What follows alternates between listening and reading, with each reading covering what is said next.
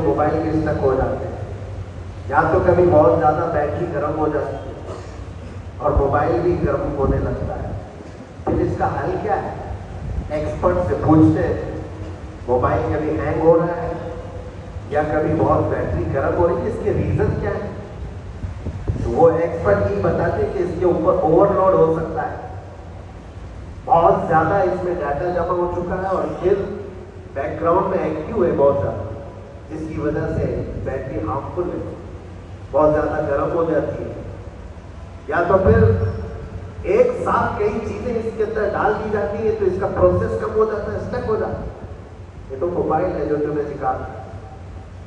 یہی چیز ہے دنیا کے ہمارے اس لائف میں، ہماری زندگی میں بہت زیادہ چیزیں اگر دماغ میں آ جاتی ہیں تو پھر دماغ گرم بھی ہو جاتا ہے اور اسٹک بھی ہوتا ہے، ہر چیز سوچنے سے بھی عادی ہو جاتا ہے، صحیح طریقے کے فیصلے نہیں لے پاتا۔ اچھا نقصان کیا ہے اس کا؟ سیم ہم نے موبائل ایکسپرٹ سے بھی پوچھا، جب موبائل بہت زیادہ گرم ہونے لگے یا اسٹک ہونے لگے تو اس کو کیا کرنا چاہیے؟ تو ایکسپرٹ بتاتے ہیں کہ اس کے ریڈیشن بہت زیادہ ہوتے ہیں اس وقت اور یہ نقصان پہنچا سکتا ہے، جو استعمال کر رہا ہے اس کے دماغ پر بھی اثر کرے گا، آس پاس کے لوگوں پر بھی اثر کرے گا۔ ایک موبائل کے اوپر اگر زیادہ لوڈ آ جائے تو اس کے ریڈیشن آس پاس سب کو خراب کرتے ہیں۔ یہی حال انسان کی زندگی کا ہے۔ تمہارے دماغ کے اوپر اگر غم زیادہ بیٹھ گئے اور بہت زیادہ دماغ حاوی ہو گیا تو خود کا تو نقصان کرو گی ہی، آس پاس جتنے ہیں سب کا نقصان کرو۔ تمہاری وجہ سے تمہارے ماں باپ بھی پریشان، تمہاری اولاد، تمہارے بیوی بچے سب اس پہ ان سب چیزوں میں ملوث ہو جاتے ہیں۔ اب اس کا علاج کیا ہے؟ کہا گیا موبائل کو آف کر دو، ڈیٹا کم کر دو، اس کے اندر سے کچھ چیزیں ڈیلیٹ کر دو، پھر یہ اپنے نارمل حالت میں آ جائے۔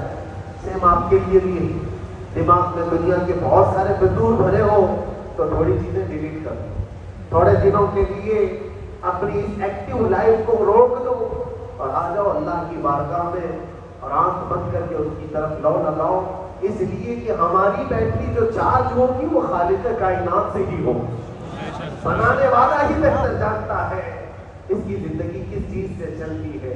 اور اسی لیے کہا ہے امام غزالی رحمۃ اللہ تعالیٰ علیہ فرماتے ہیں جو بندہ اللہ کے ذکر سے کئی دن تک غافل ہوتا ہے تو مردہ لاش ہے جو چل رہا ہے، بازاروں میں جو چل پھرتا ہے، ذکر الہی نہیں کرتا تو اس کی روح ختم ہونے کے قریب آئی ہے، یہ زندہ لاش ہے۔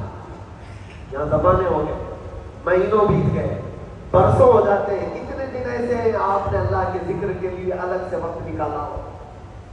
کہاں ہے وقت؟ نماز بھی ایسے پڑھ کر کے بھاگ جاتے ہیں جیسے لگتا ہے کہ کوئی نیند ہمارے اوپر سوار کی جلدی سے ہٹا دی اور بھاگ گیا۔ نہیں میرے عزیزوں، ہماری روح جب بیمار ہوتی ہے، ہماری روح کو جب بھوک لگتی ہے تو اللہ کے ذکر سے اس کا علاج بھی ہوتا ہے اور اس کو رزق بھی ملتا ہے، لیکن ہم رزق دیتے ہیں۔ کبھی آپ نے دیکھا ہماری باڈی کو صبح ناشتہ نہ کرو، دوپہر میں کھانا نہ کھاؤ تو شام تک ہمارا جسم ہچکونے لینے لگتا ہے، چکر آنے لگ جاتے ہیں۔ کیوں؟ جسم 2 وقت کے کھانے کو چھوڑنا برداشت نہیں کر پاتا، کمزوری آ جاتی ہے، جسم کو بھوک لگتی ہے، ہمیں کھانا دینا اسے ضروری ہے۔ اسی طرح اللہ نے ہماری جو روح بنایا ہے، روح کو بھی رزق کی ضرورت ہے، اور روح کا رزق کیا ہے؟ روح کا کھانا پینا کیا ہے؟ کاجو بادام میوے پستے کھا کر کے روح کو طاقتور نہیں بنا سکتے۔ فرمایا گیا روح کی غذا اللہ کا ذکر ہے، جب بندہ اللہ کا ذکر کرتا ہے تو اس کی روح کو طاقت ملتی ہے اور روح کمزور نہیں رہتی، طاقتور بن جاتی ہے۔ عزیزان گرامی اوقات، پھر میں خلاصتاً یہ بات کہوں گا کہ ہم نے دنیا میں اتنی ساری چیزیں پھیلا لی ہیں، اتنے سارے، جس کی وجہ سے غموں کا بوجھ ہمارے دماغ پر طاری ہے، اور ایک وقت وہ آئے گا جب ساری چیزیں چھوڑ کر کے فوراً بھاگنا پڑے، نکلنا پڑے۔ کچھ لوگوں کے متعلق کہا گیا ہے کہ روح نکلنے کے وقت اس کو بہت تکلیف ہوتی ہے، سب کے لیے نہیں، کچھ ایسے لوگ ہیں جن کے روح نکلنے کے وقت درد زیادہ ہوتا ہے، تکلیف زیادہ ہوتی ہے مرنے کے وقت۔ پوچھا گیا کیوں؟ کہا کہ یہ روح جو ہے اس کی ساری بنائی ہوئی چیزوں میں اٹکی ہوئی، اس کی اولاد میں بھی، اس کے مال میں بھی لگی ہوئی، اس کے گھر میں بھی لگی ہوئی، اس کے جائیداد میں بھی لگی ہوئی، روح جب نکل رہی ہوتی ہے ان سب چیزوں سے بھی نکل رہی، جہاں جہاں اس کی خواہشات لگی ہوئی تھی سب جگہ سے کھینچا جا رہا ہے، تو درد بڑھتا چلا جاتا ہے، تکلیف بڑھتی چلی جاتی ہے، اور پھر وہ جب دیکھ رہا ہوتا ہے خالی ہاتھ جا رہا ہے، تکلیف زیادہ ہوتی ہے۔ اسی لیے میرے عزیز اللہ کے نبی صلی اللہ تعالیٰ علیہ وسلم کا جب آخری وقت آیا، آپ کے وصال کا وقت آیا، حضور نے اپنی بیویوں کو بلایا، ازواج مطہرات کو بلایا اور پوچھا کہ کس کے پاس کتنا سونا ہے، کتنا زیور ہے۔ ازواج مطہرات نے کہا میرے پاس اتنا ہے، ان کے پاس اتنا ہے، سب نے اپنے چاندی سونے کے زیورات لا کر پیش کر دیا۔ حضور پاک صلی اللہ علیہ وسلم نے فرمایا اے میری بیویوں، اے میری ازواج، اگر تم چاہو تو یہ سب اللہ کی راہ میں خیرات کر دو، اللہ کی راہ میں اس کو وقف کر دو، خیرات کر دو۔ بیویوں نے پوچھا یا رسول اللہ صلی اللہ علیہ وسلم، کیا آج سے سونا چاندی پہننا حرام ہو گیا ہے؟ کیا ہمارے لیے ناجائز ہو گیا ہے؟ نبی پاک صلی اللہ علیہ وسلم نے فرمایا نہیں، زینت تو تمہاری لیے ہے، سونا اور چاندی تمہارے لیے ہے، حرام نہیں ہے، ناجائز نہیں ہے، لیکن میں دیکھ رہا ہوں میری زندگی کا آخری وقت آ گیا، میں رب ذوالجلال کی بارگاہ میں جانے والا ہوں، میں یہ چاہتا ہوں کہ اس حال میں دنیا سے جاؤں کہ میرے گھر میں سونا چاندی کا کوئی ٹکڑا پڑا ہوا نہ ہو اور اللہ کی بارگاہ میں فقیر اٹھایا۔ یہ نبی پاک صلی اللہ تعالیٰ علیہ وسلم کی خواہش ہے کہ میں اللہ کی بارگاہ میں اس حال میں جاؤں کہ میرے گھر میں کوئی چیز رکھی ہوئی نہ ہو، سونا اور چاندی، مال و دولت، کیونکہ میرے اسی سے اندازہ کرو انسان اپنی خواہشات پہ اتنا گھر جاتا ہے کہ اس سے نکلنا اس کے لیے مشکل ہوتا ہے، اور روح نکلنے کے وقت یہی تو تکلیف ہوتی ہے کہ کہاں کہاں کیا کیا بنایا تھا، کتنا جمع کیا تھا، حساب کرتے کرتے اس کی روح نکل جاتی ہے۔ ہم نے دیکھا ہے، میں اپنا ایک تجربہ بتاتا ہوں، عمرہ سے ہم واپس آ رہے تھے، 40 لوگوں کا قافلہ تھا، ایئرپورٹ پر پہنچے، بہت تاخیر ہو چکی اور فلائٹ کا وقت بہت کم رہ گیا تھا، اور حاجی لوگ ماشاءاللہ جاتے ہیں تو خوب بھر بھر کر کے سامان بھی لیتے ہیں، کیا کیا سامان تھے سب کے پاس، اور ہمارا بار بار جانا آنا ہوتا ہے، میں کبھی کوئی زیادہ چیزیں رکھتا نہیں۔ ہم تو آگے نکلے، گروپ پورا تھا اور سارے لوگ سامان لے کر کھڑے تھے، وقت گزرتا گیا، فلائٹ جہاں چیکنگ ہو رہا تھا سامان، انہوں نے کہا کہ 25 کلو سے زیادہ کا الاؤڈ نہیں، اور یہاں 40 کلو لے کر بیٹھے ہوئے، میرا تو تھوڑا سا لے لے، تیرا تو تھوڑا سا لے لے، ایک دوسرے کو پیش کر رہے ہیں۔ 3-4 لوگوں نے تو مجھے پکڑا ہے کہ آپ کے پاس سامان کم ہے، مفتی صاحب آپ تھوڑا سا ہمارا لے، جس کا لے سکتے تھے لے لیا۔ پھر اس کے بعد 1 گھنٹے سے کم ٹائم بچا تھا، انہوں نے کاؤنٹر کلوز کر دیا۔ میں نے دیکھا 20 سے 25 آدمی ایسے جن کا سامان بکھرا ہوا ہے، اور کیا لے جا سکتے ہاتھ میں، وہ بھی 7 کلو 8 کلو اتنا ہی تھا۔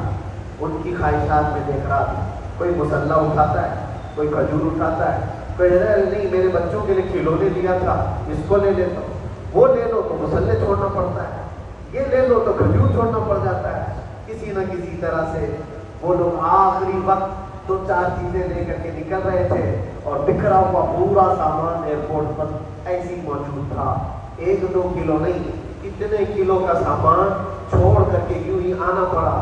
یا تو پھر فلائٹ کے سفر پہ جاؤ یا سامان میں لگے رہو، 2 ہی آپشن تھے، اور کون وہ چھوٹے سامان کے لیے اپنا سفر ملتوی کرتا۔ واپس آئے، حسرت بھری نگاہوں سے دیکھتے رہے اپنے سامان کو، اور پھر اندر آ کر جب بیٹھے میرے ذہن میں یہ بات پوچھنے لگی، یہی حالت ہوتی ہوگی جب انسان دنیا سے جا رہا ہوگا، جب یہاں سے رخصتی کا وقت آتا ہے اور ملک الموت سر پر آ کر کھڑا ہو جاتا ہے، روح نکلنے کے لیے تھوڑا سا وقت باقی ہے، بس منٹوں میں بھی نہیں رہ گیا۔ جب اس کو نظر آتا ہے، اب یہ سوچتا ہے اتنی نمازیں باقی رہ گئی، اتنی زکوٰۃ بھی رہ گئی، حج بھی تھا، اور بھی کچھ چیزیں کسی کے دینے کے باقی تھے، قرضے بھی تھے، کس چیز کی نصیحت کروں، کس چیز کی وصیت کروں؟ فلاں جگہ ایک گھر خرید کر کے اس کے ڈاکیومنٹ تو وہاں رکھا تھا، بیٹے کو بھی نہیں بتایا، بیٹی کو بھی نہیں بتایا، پتہ نہیں کس کے ہاتھ لگ جائے گا۔ یہ خواہشات گھومتی رہتی ہیں، وہ کسی کو بتا بھی نہیں پاتا، ادھر ملک الموت روح نکال کر نکل پڑتا۔ یہ انسان کی شارٹ لائف ہے، مختصر سی زندگی ہے جہاں یہ خواہشات دھری رہ جاتی ہے۔ اسی لیے شیخ سعدی نے بہت اچھی بات فرمائی، ایک بادشاہ نے اعلان کیا تھا اپنے وزیروں میں سے ایک کو، اس سے بہت خوش ہوا اور کہا جہاں آج تجھے میں اتنی جائیداد دوں گا،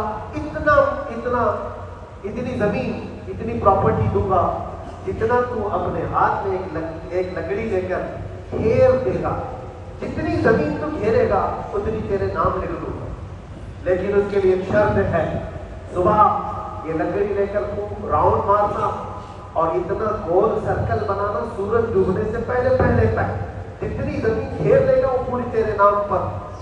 اس نے سوچا کہ اتنی بڑی زمین میں گھیر سکتا ہوں ایک پورے دن۔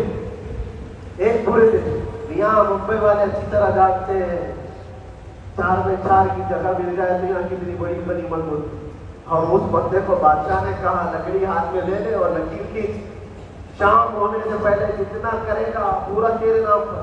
وہ نکلا اور جب لکیر کھینچتے جب چلنے لگا پیچھے مڑ کے دیکھتا تھا بہت لمبی ہو گئی، اتنی زمین میرے نام پر ہونے والی ہے۔ دوپہر ہو گئی، وہ واپس آنا نہیں چاہ رہا ہے، واپس آ کر کے سرکل پہ ختم تو کرنا ہے جہاں سے شروع کیا تھا، اور تھوڑا سا اور تھوڑا کرتے کرتے وہ اثر ہو گئی اس کی۔ اب اس کو لگا کہ واپس پلٹنا تھی، کئی کلومیٹر ہو گئے، اتنے کلومیٹر کی زمین اب وہ اپنے نام پر کروانے والا تھا، لیکن جب واپس پلٹنے کا وقت آیا سانس پھولنے لگی، کیونکہ صبح سے چل رہا ہے، کھایا بھی نہیں ہے، پیا بھی نہیں ہے، جس چیز کو جمع کرنے کے لیے دوڑتا رہا۔ اب سورج پیلا پڑ گیا، ڈوبنے کے وقت قریب آنے لگا تو بھاگنا شروع کیا۔ بادشاہ اور اس کے وزیر انتظار کر رہے تھے کہ یہ لوٹے گا بھی۔ اب دیکھا بڑی دور سے یہ دوڑتا آ رہا ہے، اپنی لڑکی کو لکیر زمین پر کھینچتے ہوئے کہ جلد سے جلد اپنے اس پوائنٹ پر پہنچ جاؤں جہاں سے شروع کیا تھا۔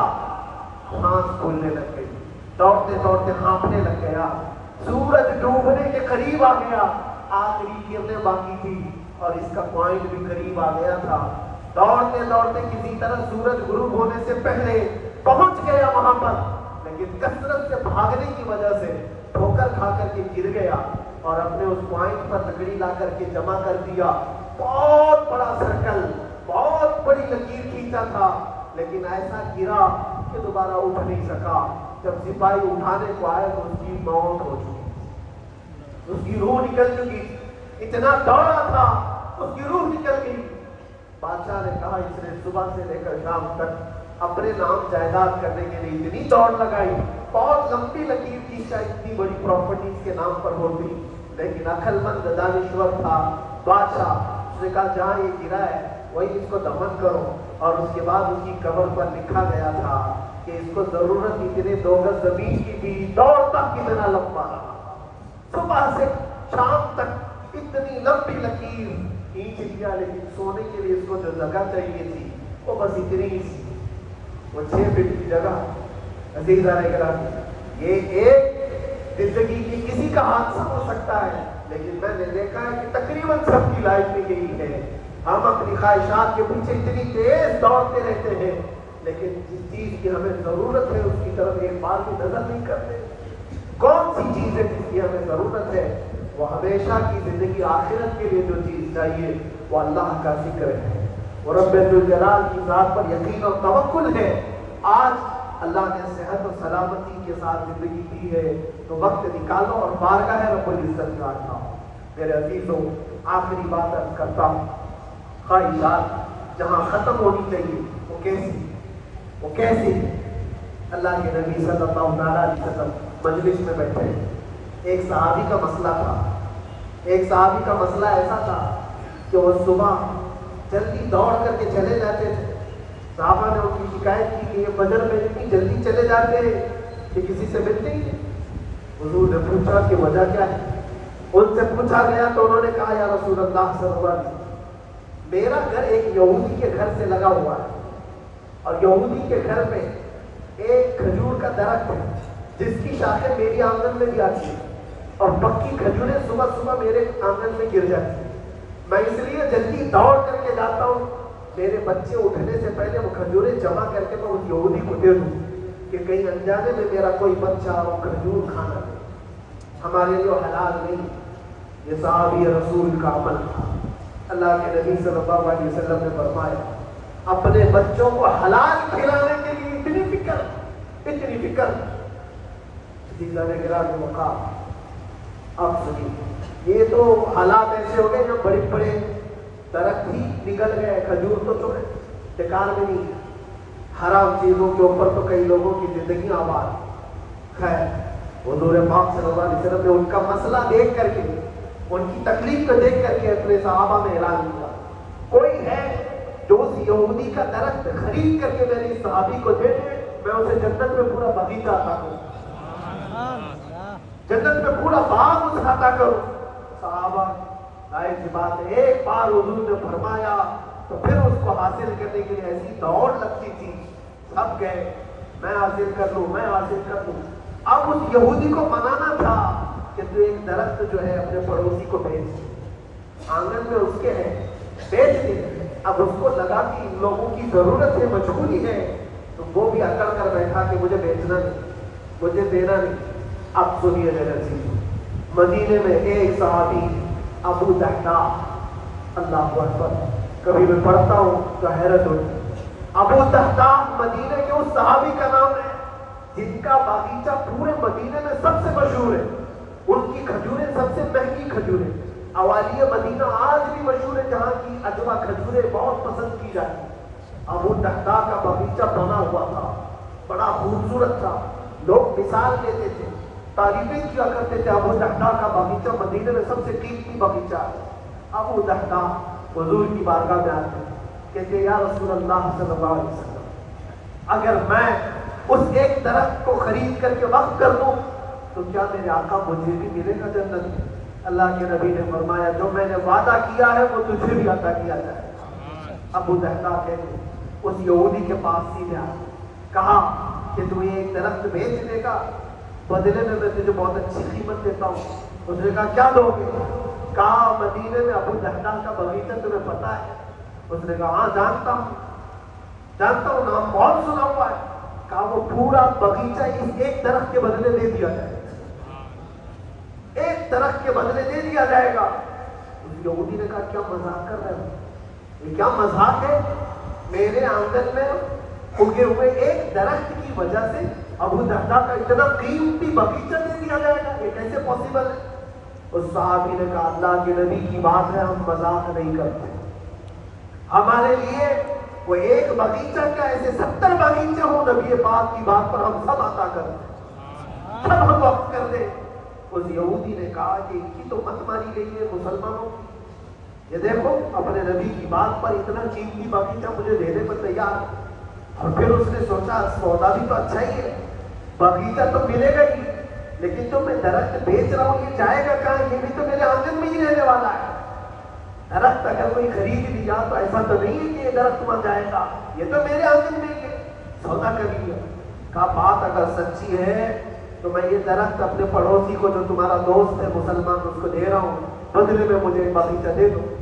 ابو دہدا نے اسی وقت لکھ کر کے دے دی، یہ باغیچہ تیرے نام کا ہے۔ سوچو میرے سے، جس کو سینچا ہو محنتوں سے، جس باغیچے کو سجایا وہ راستے میں کھڑے ہو کر کے اس کا سودا کر رہے ہیں، کس بات پر؟ حضور پاک کی بات تھی، رسول اللہ کا فرمان تھا۔ آئے ان کی بیوی ان کے بچے باغیچے میں ہی گھر بنا ہوا تھا، یہاں ایک ٹھنڈا گھر ہوا کرتا تھا، وہ لوگ سکون کے لیے وہاں بیٹھتے تھے۔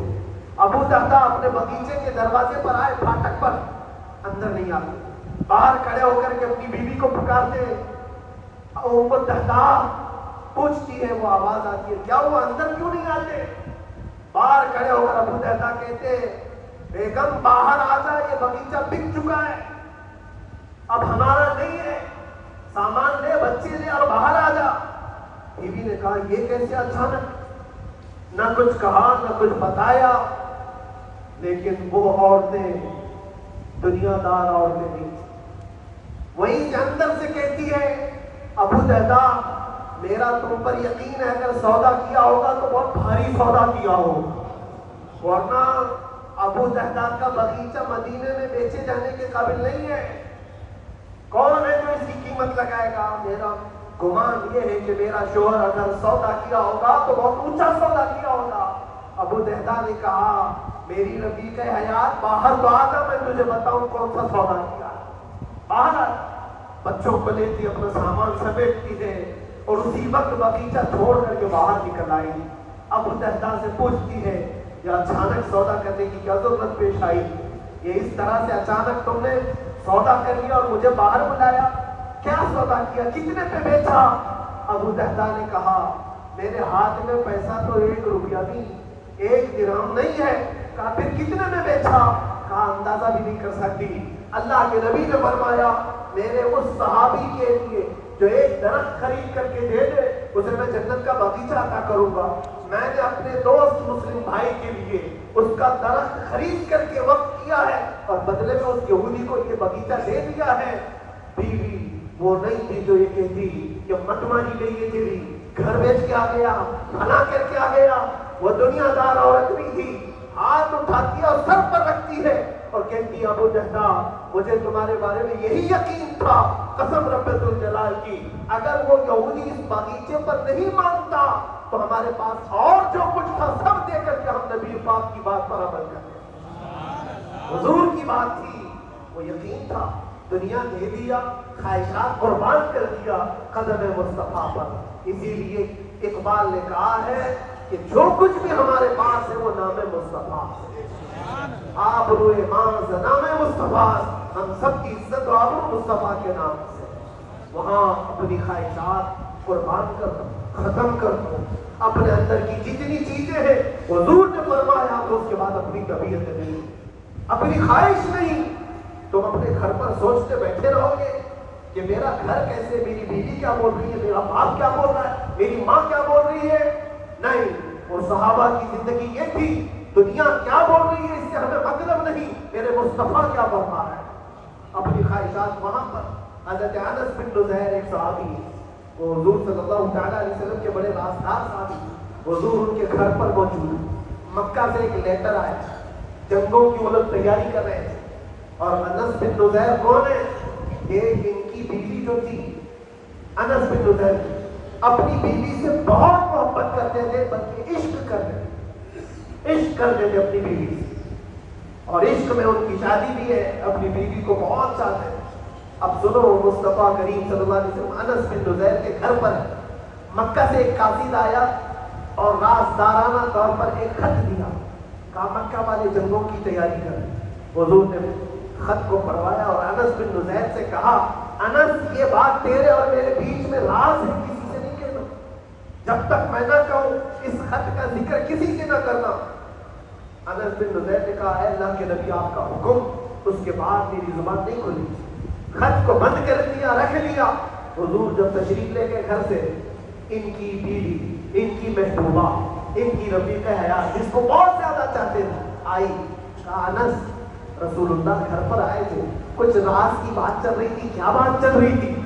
انس بن نزیر نے کہا دیکھ میری بیگم، محبت اپنی جگہ پر، وہ میرے مصطفیٰ کا راز وہ میں نہیں شیئر کر سکتا، وہ نہیں بتا سکتا۔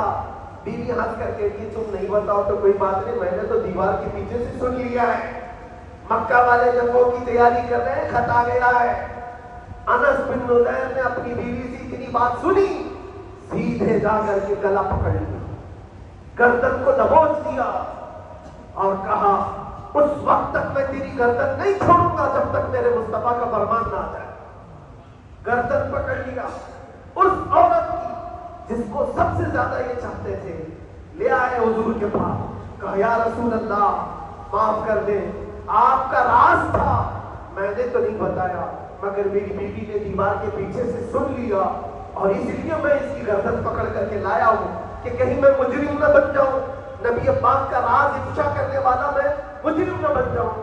آقا اگر آپ حکم فرمائیں تو میں اس کو ختم کر دوں یا اس کو طلاق دے کر کے آزاد کر دوں، آپ کے فرمان پر میں کامل عمل کر سکوں۔ اللہ کے نبی نے فرمایا انس چھوڑ دے گردن، جس طرح تو ہمارے راز کی حفاظت کرتا ہے یہ میری صحابیہ ہے، یہ بھی میرے راز کی حفاظت کرے۔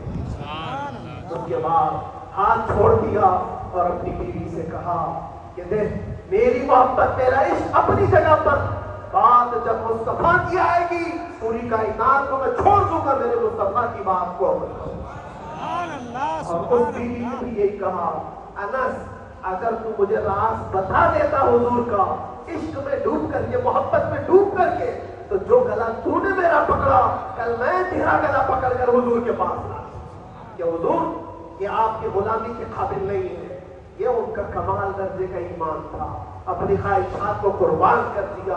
ایک مدینے کی خاتون ایسی ہے, سب سے زیادہ حسین و جمیل لڑکی, حضور کے پاس ایک حبشی کالے رنگ کے صحابی نے آئے, کہا یا رسول اللہ مجھ سے کوئی شادی نہیں کرتا. حضور نے فرمایا کہ جا میں تیری شادی کے لیے ایک جگہ پر پیغام بھیجتا ہوں. اور بھیجا اس لڑکی کے گھر.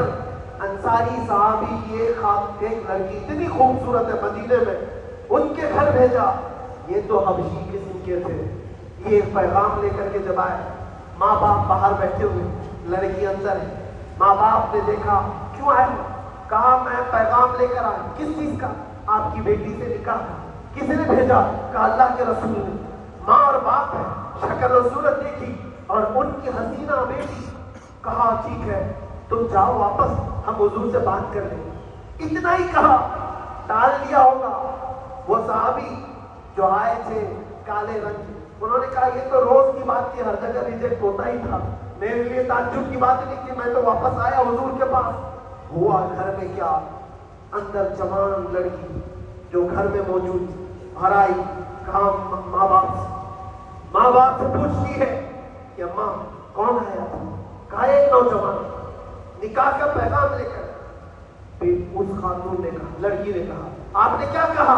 کہا ہم بات پہ بات کر رہے. کہا آپ کو اندازہ نہیں آپ نے کتنی بڑی خطا کی ہے. اللہ کے نبی کا فرمان آیا تھا اور آپ نے ٹال دیا. میں تیار ہوں اس کے ساتھ نکاح کرنے کے لیے, نبی پاک کا حکم ہے. ماں باپ نے کہا بیٹا تو نے دیکھا, بیٹا تو نے دیکھا جو پیغام لے کر کے آیا تھا وہ تیری میچنگ کا ہے یا نہیں؟ تو نے دیکھا؟ اس نوجوان نے کہا, اس لڑکی نے کہا میں نے پیغام لے کر آنے والے کو تو نہیں دیکھا, آمینہ کے لال کو تو دیکھا, پیغام بھیجا اس کو دیکھا ہے. اس کے حکم کے بعد پھر کسی کو دیکھنا بنتا ہی نہیں ہے. وہ دونوں ماں باپ دوڑتے ہوئے حضور کے پاس آئے اور وہ صحابی ابھی بتا ہی رہے تھے کہ میں ریجیکٹ ہو کر کے آیا ہوں. تبھی ماں باپ بھی دوڑ کر کے آئے. کہا یا رسول اللہ ختم ہو گئی, ہم نے تاخیر کی آپ کے حکم میں. اے اللہ کے نبی ہم راضی ہیں, اپنی بیٹی کا نکاح انہی کے ساتھ کریں گے جن کا پیغام آپ نے بھیجا. سبحان اللہ. کیا اپنی خواہشات کو حضور کے قدموں میں لا کر قربان نہیں کیا؟ لیکن نکاح ہوا بھی. وہ نوجوان عبداللہ اسود نکاح کا ہے, حضور نے نکاح کروا دیا مسجد نبوی اور حضرت عثمان سے کہا کہ ان کو کچھ پیسہ دے دو, مال دے دو, شادی کا سامان تو خرید لے, جہیز لے لے, اپنا گھر سجا لے. ان کو صحابہ نے پیسے دیے, غریب تھے. میں بازار میں جا کر اپنی شادی کا سامان خرید رہے تھے. شام کے وقت اعلان ہو گیا مشرکین مکہ نے مدینے پر حملہ کیا ہے, اللہ کے نبی جہاد میں نکل رہے ہیں. یہ عبداللہ اسود جن کا نکاح مسجد میں ہوا اور رات کو سہاگ رات آج تھی, آج اپنے گھر دلہن لانے والے تھے. جو گھر سجانے کے لیے سامان خریدنا تھا جا کر کے گھوڑا خرید رہے, تلوار خرید رہے, اور اس کے بعد جنگ میں استعمال ہونے والا سامان خرید رہے. سب پیسے خرچہ کر دیے جنگ کے استعمال کے. زیرہ خرید لی, وہ ٹوپی خرید لی لوہے کی, سب خرید کر کے سیدھے میدان جنگ میں آ گئے. صحابہ بھی پہچان نہیں رہے تھے, صحابہ بھی نہیں پہچان رہے تھے. وہ غریب صحابی کبھی گھوڑے پر نہیں بیٹھے, لیکن شادی کا پورا پیسہ یہ جنگ کے سامان میں لگا دیا. اور جب جنگ شروع ہوئی پہنچ گئی میدان جنگ میں, جب صحابہ لڑ رہے تھے حضور پاک پوچھتے اپنے صحابہ سے یہ ایک جوان ہے جو پورا چہرہ ڈھکا ہوا ہے, گھوڑے پر بیٹھا ہے, جوان وردی کے ساتھ لڑ رہا ہے, اے میرے صحابہ جانتے ہو کون ہے یہ؟ صحابہ غور سے دیکھتے اور کہتے یا رسول اللہ یہ مدینے کا نہیں لگتا, ہمارے آپس کا نہیں ہے, کہیں باہر سے آیا ہے. حضور نے فرمایا جا کے غور سے دیکھو, اس کی کالی کالی کونیوں سے میں پہچان رہا ہوں, وہ میرا عبداللہ اسود ہے. آج میں نے اس کو شادی کے لیے پیسے دیے تھے, وہ سارے پیسوں سے یہ جنگ کا سامان خرید کر کے لایا ہے. شام ہونے سے پہلے خبر آئی عبداللہ اسود کو ظالموں نے شہید کر دیا, قتل کر دیا تھا, اور وہ مٹی میں گرے ہوئے تھے. حضور خود چل کر کے آئے, عبداللہ اسود کے پاس آ کر کے بیٹھتے ہیں اور سر اٹھا کر کے اپنی گود میں رکھتے ہیں, چہرے سے دھول کو صاف کرتے ہیں اور پھر فرماتے ہیں اللہ کے کچھ بندے ایسے ہیں جو اللہ سے کیا ہوا وعدہ پورا کر کے دکھاتے ہیں.